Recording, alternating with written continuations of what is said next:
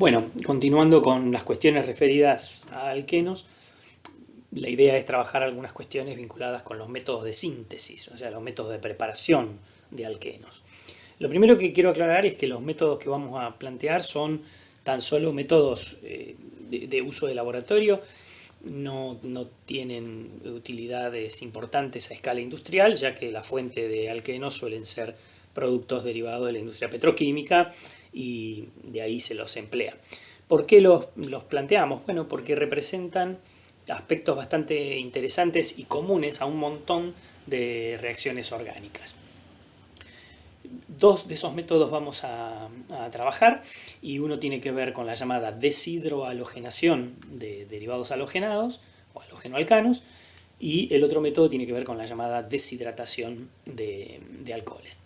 Fíjense que en los dos casos, deshidrohalogenación, deshidratación, nos está mostrando, bueno, la pérdida de alguna manera de algo en la estructura de alguno de los reactivos originales. En particular, dije en principio,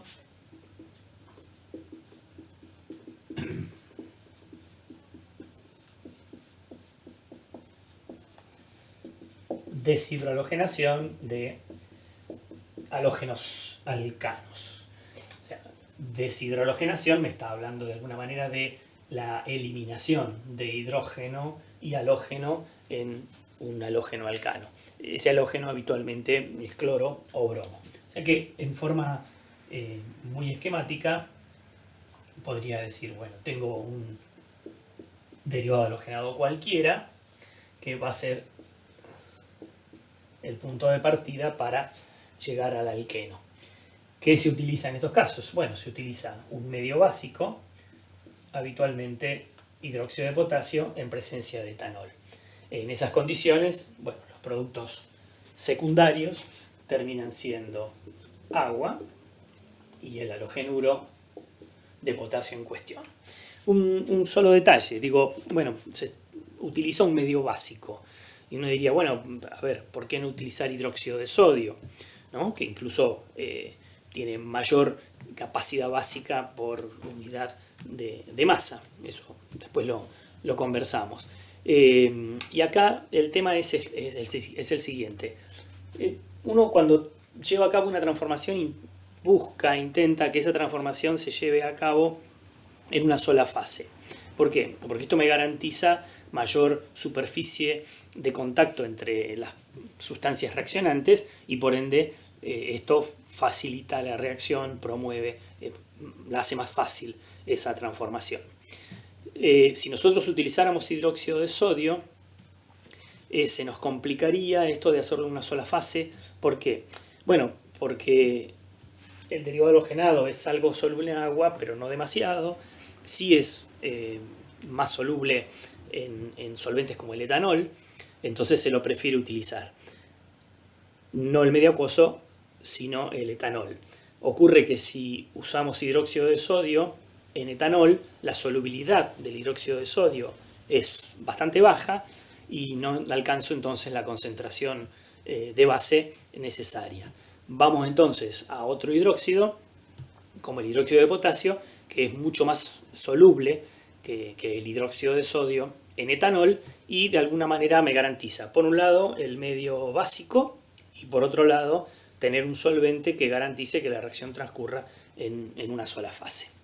Por eso, bueno, esta aparente rareza del hidróxido de potasio en etanol y no, por ejemplo, hidróxido de sodio en agua.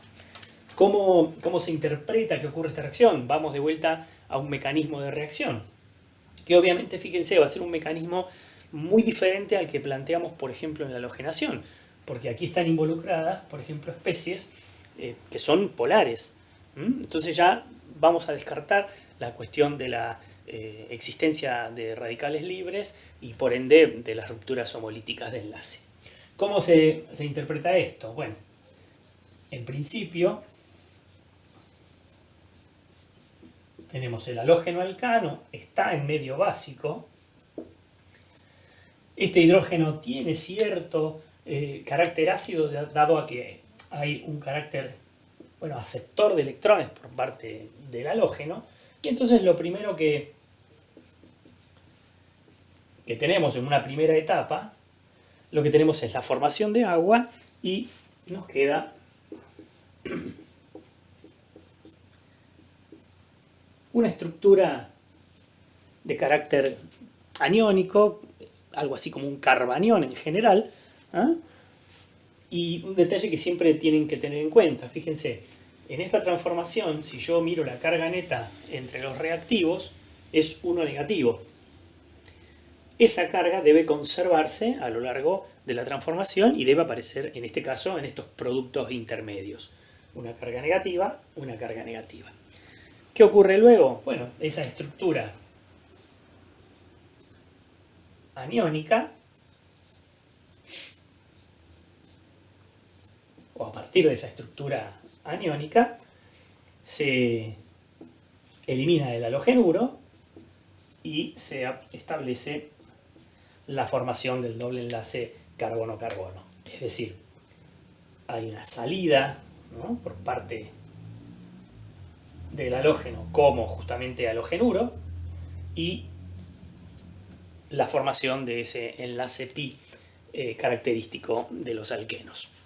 Voy a un caso concreto, particular, a partir de que, bueno, este es más o menos el mecanismo que en general se considera para esta reacción, que responde, fíjense, a una típica reacción de eliminación. Bueno, caso más simple que nos podemos imaginar,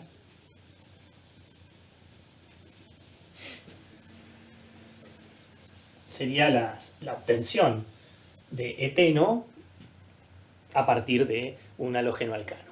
Fíjense nuevamente que en esta transformación no hay modificación de la cadena carbonada, por lo tanto, si quiero obtener eteno, voy a partir de un halógeno alcano también de 2 carbonos. Por ejemplo,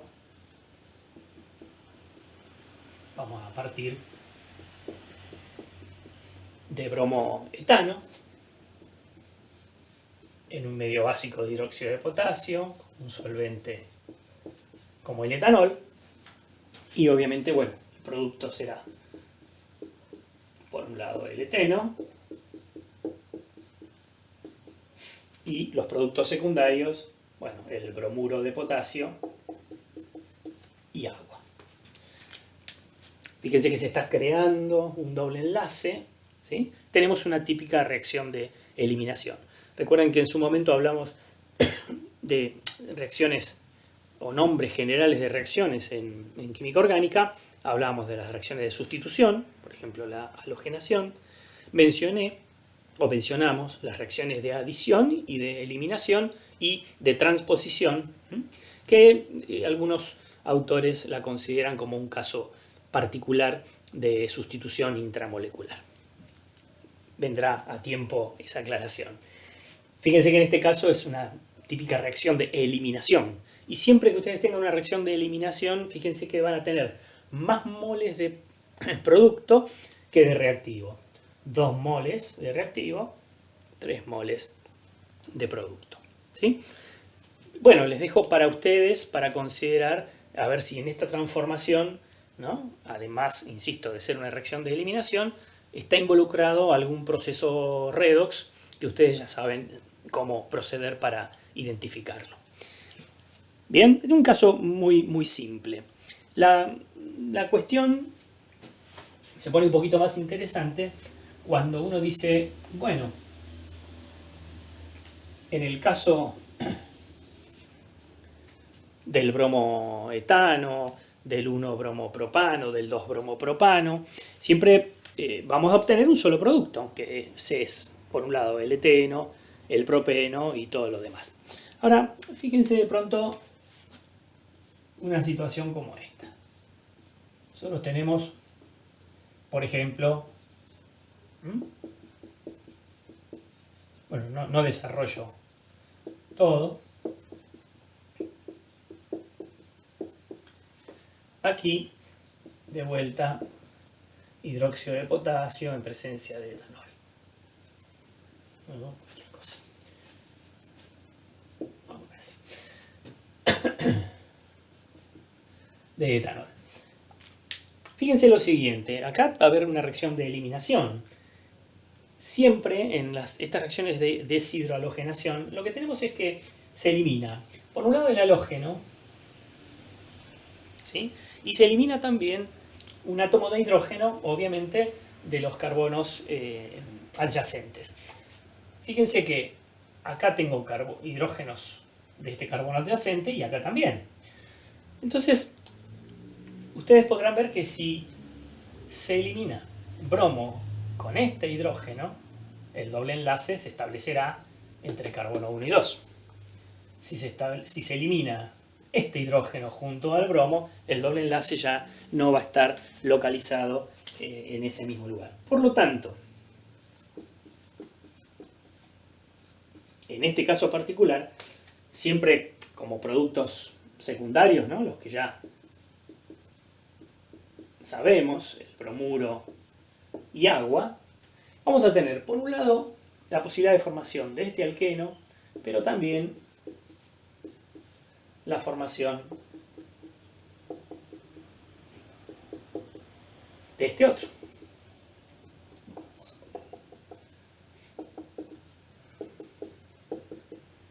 ¿Sí? O sea, en este caso,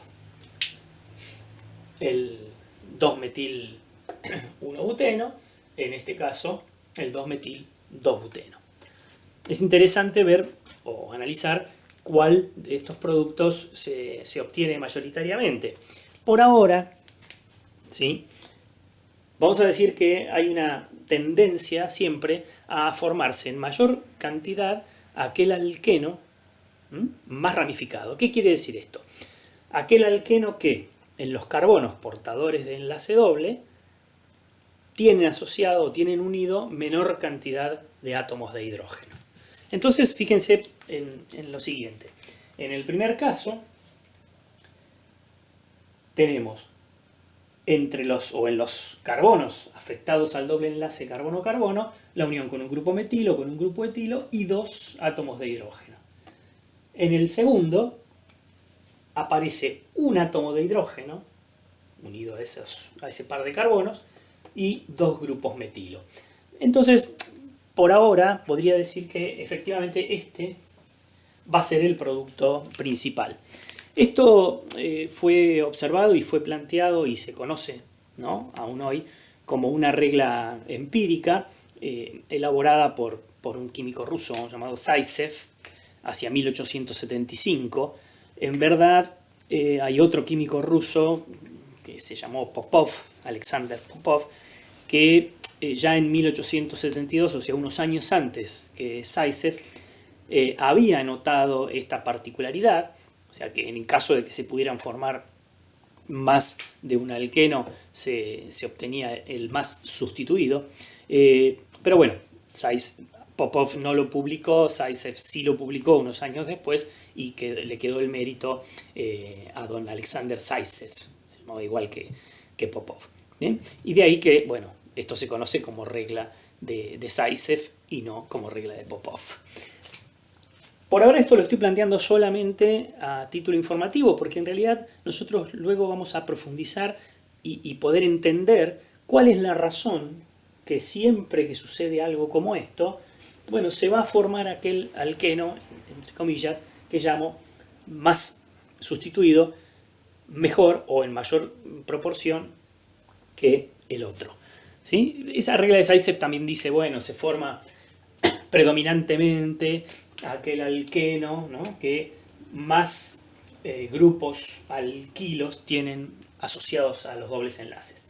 Fíjense que en este caso los 2 carbonos del doble enlace están asociados a 2 grupos alquilo, metilo y etilo. En este caso, los carbonos involucrados en el doble enlace están asociados, están unidos a 3 grupos alquilo. Un grupo metil aquí, otro grupo metil aquí y otro grupo metil allí. Reitero que esta posibilidad de que se formen más de un producto y que siempre el predominante es aquel más sustituido, lo vamos a ver con más detalle luego. Fíjense que de alguna manera esto me está diciendo también que entre esos 2 alquenos isómeros formados, si uno de ellos se forma en mayor proporción, entre otras cosas también me está diciendo que tiene una mayor estabilidad. luego hablaremos acerca de la estabilidad relativa de los alquenos. El otro método que había mencionado tenía que ver con la deshidratación de alcoholes.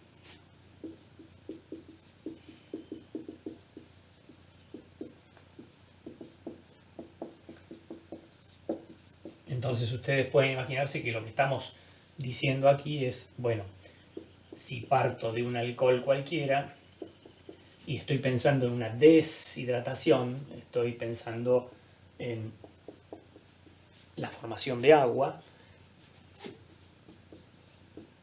que va a acompañar a la obtención del producto principal, que es el alqueno. Esa eliminación obviamente se lleva a cabo con un deshidratante, que pueden ser múltiples. Podemos utilizar como deshidratante ácido sulfúrico, ácido ortofosfórico,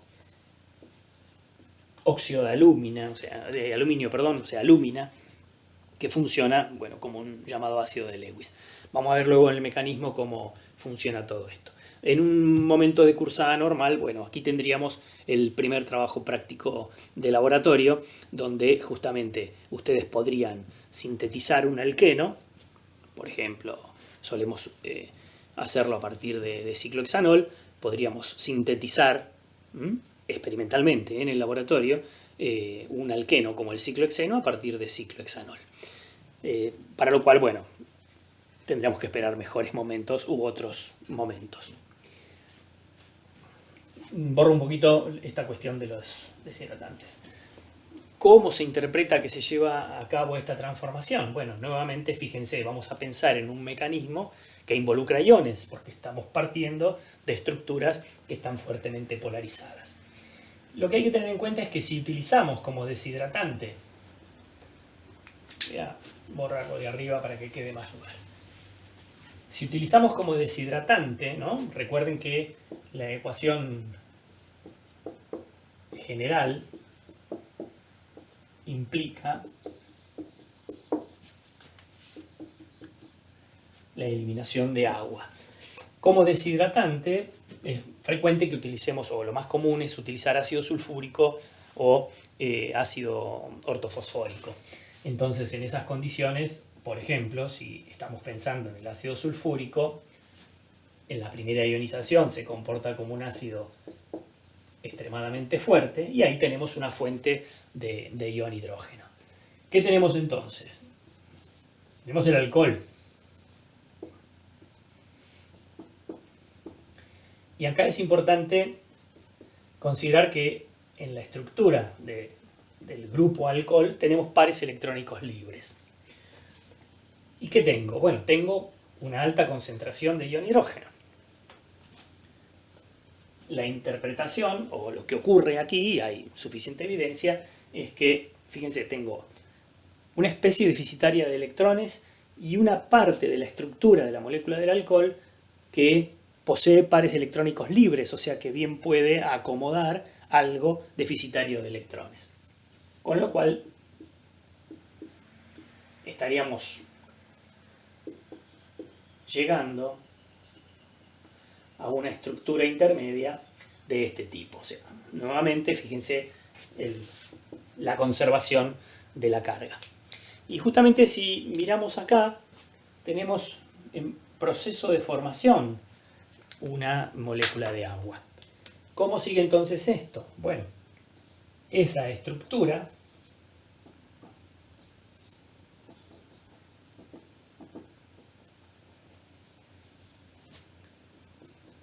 o de esa estructura surge el agua y lo que nos queda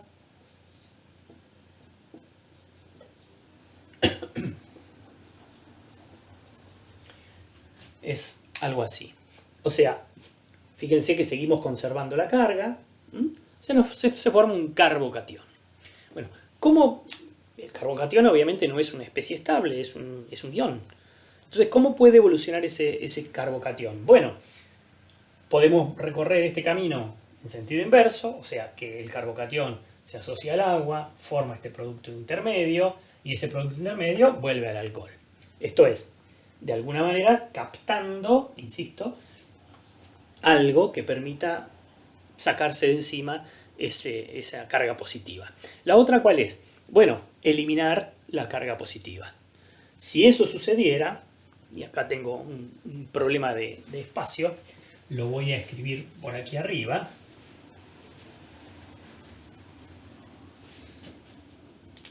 Esto, reitero, va a continuar. Una vez formado el carbocatión, reitero, una posibilidad es que todo este camino, digamos, vuelva hacia el estado inicial, y si no, directamente que se elimine el exceso de carga positiva. Esto es algo muy frecuente que ocurre en algunos intermediarios catiónicos, en este caso un carbocatión.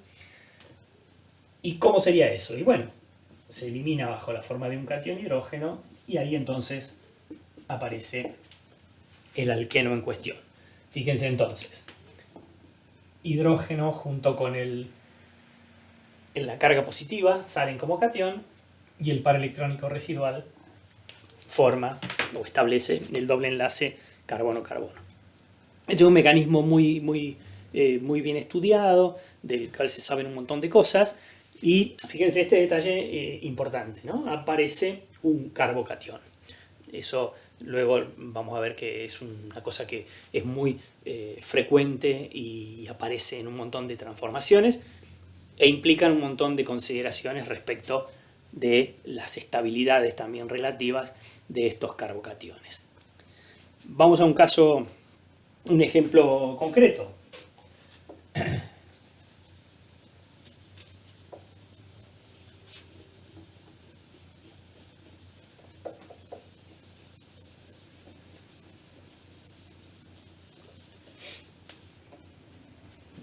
Supongamos que partimos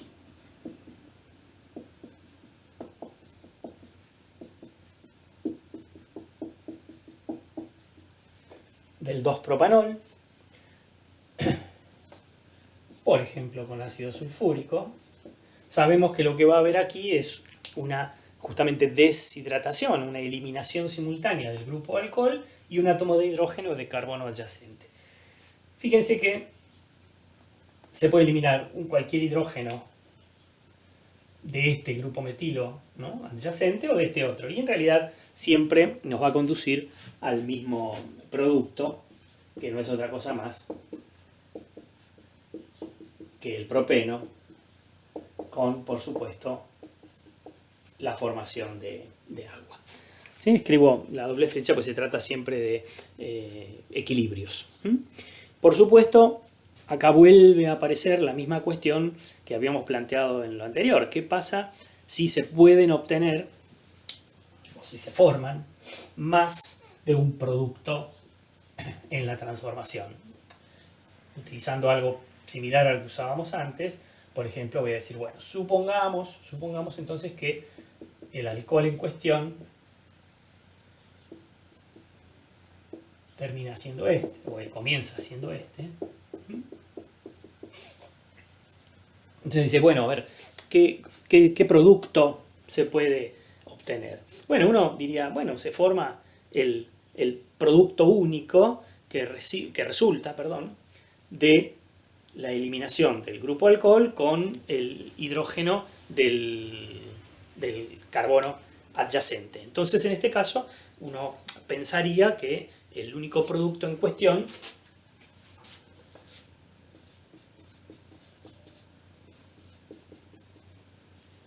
sería este alqueno.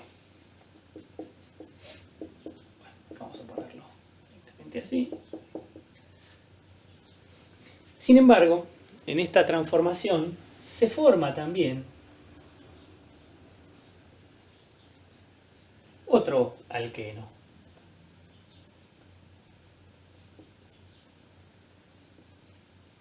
¿Qué es este? ¿Sí? Bueno, pero no se está eliminando el hidrógeno de carbono adyacente. Bueno, porque aquí hay otros factores que hacen que esta reacción sea posible. Incluso, fíjense nuevamente a lo que planteábamos antes, ¿no? Entre estos dos alquenos, este es un alqueno más sustituido que este otro. Reitero, Aquí los carbonos afectados por el doble enlace están asociados a 3 grupos alquilo, 3 metilos, mientras que aquí los 2 carbonos afectados del doble enlace están asociados solamente a 2 grupos alquilo y a 2 hidrógenos. Este es entonces el producto principal. Bueno, ¿por qué pasa esto? Bien, esto es algo que yo les voy a dejar para que ustedes también analicen, pero tiene que ver justamente con la estabilidad relativa de un producto intermedio en este mecanismo. Ese producto intermedio tiene que ver con el carbocatión, ¿sí? Luego en otro video más cortito, a continuación, les comento un poco mejor cómo funciona esa mayor estabilidad de ciertos carbocationes, que bueno, no me queda mucho lugar aquí en el momento por ahora, así que interrumpo un poquito por acá.